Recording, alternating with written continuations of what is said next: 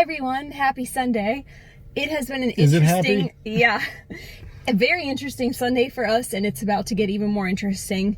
So we're having our first real problem with tenants as landlords. Are they even considered tenants? No, I don't think so. Not at this point. So real quick.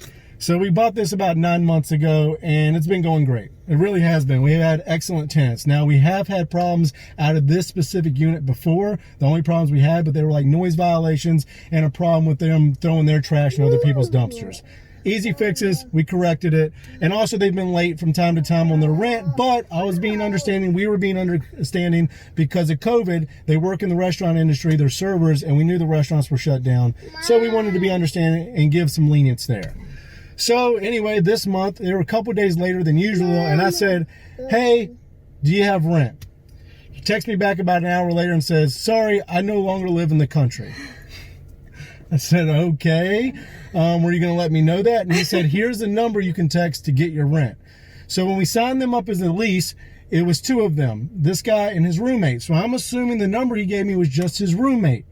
So I text the number, and he goes, yes, I'll have rent. Just give me a couple of days. I'm waiting on my unemployment.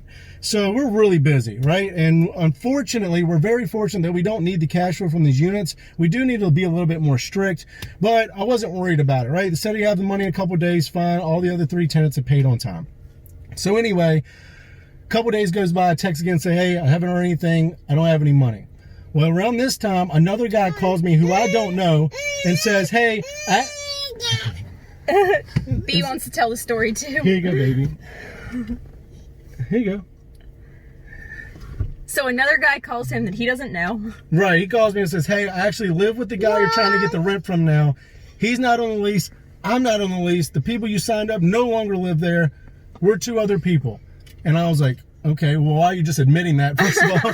But second of all, I didn't know what to do now. So anyway, what? Someone's calling you. That's them. Do you need to answer it? That's them. No, we'll answer in a little bit. Okay, back to the story.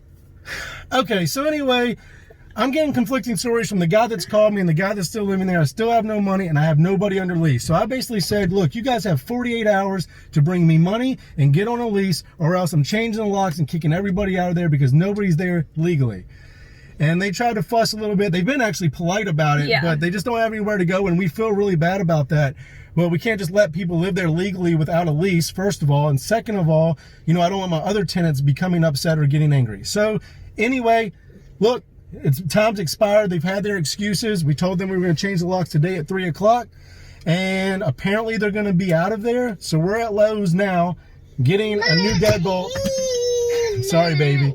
Get a new deadbolt and keys. We're going to go in Lowe's, get this, and we're going to head over to the unit and see what happens. The unit wasn't in great shape before. Yeah. So I'm scared. I'm going to open the door and then tell you guys something. It's too hot in here. But John did ask them to send pictures of their IDs and just fill out a lease application, and offered them to stay if they did that. But they just kind of talked around it and never really did that. So quick little bit of info. Now we're going to get B out of her car seat and head to Lowe's to get new doorknobs.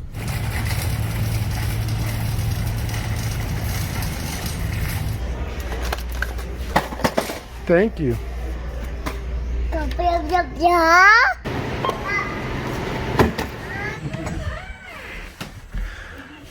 right, well, there's a lot going on out there, but I'll tell y'all more about that in a minute.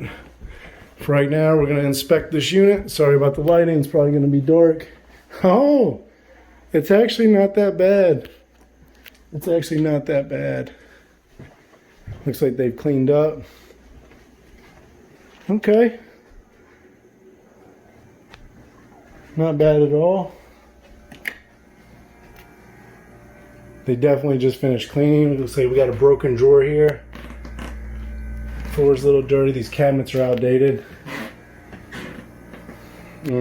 Not great, but that's not damage. I don't care about that. I'm actually pleasantly surprised, guys. I'm not going to lie to you. I'll tell you guys more about what just happened outside and what we're going to try to do.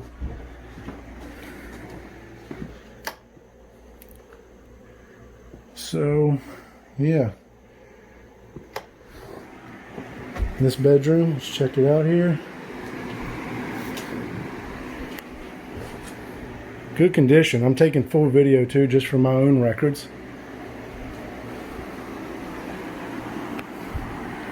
Not bad, not bad. I'm actually, again, pleasantly surprised. Bathroom. Okay.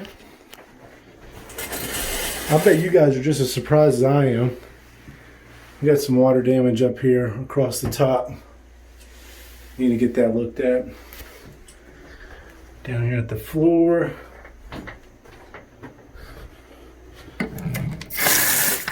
Okay, well, just threw water all over my pants, so that's nice.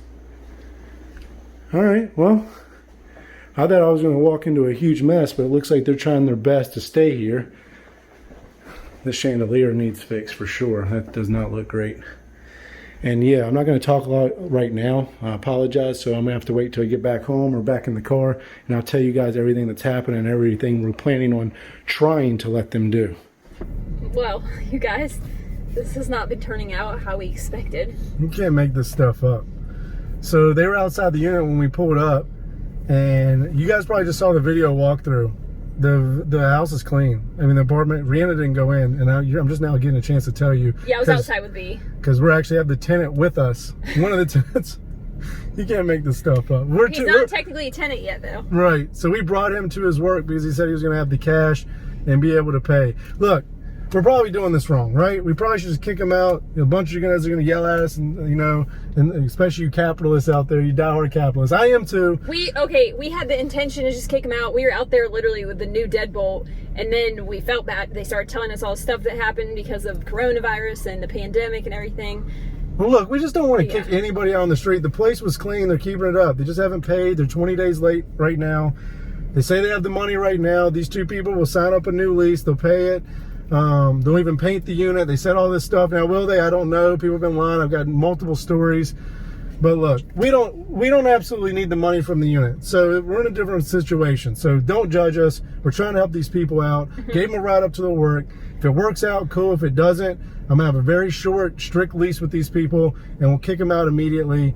But for right now, if they're able to come up with the money, who knows, in 5 minutes we might be saying they don't have the money, and then we have to kick them out. We might go in there and then they're like, we don't know that guy. But you gotta remember, it's also a time of COVID, so we don't know all the rules. While these are squatters and not tenants, I think we're clear to ask them to leave our unit, but we also don't want to do anything illegal, so we're just gonna see how this goes. It's a little complicated.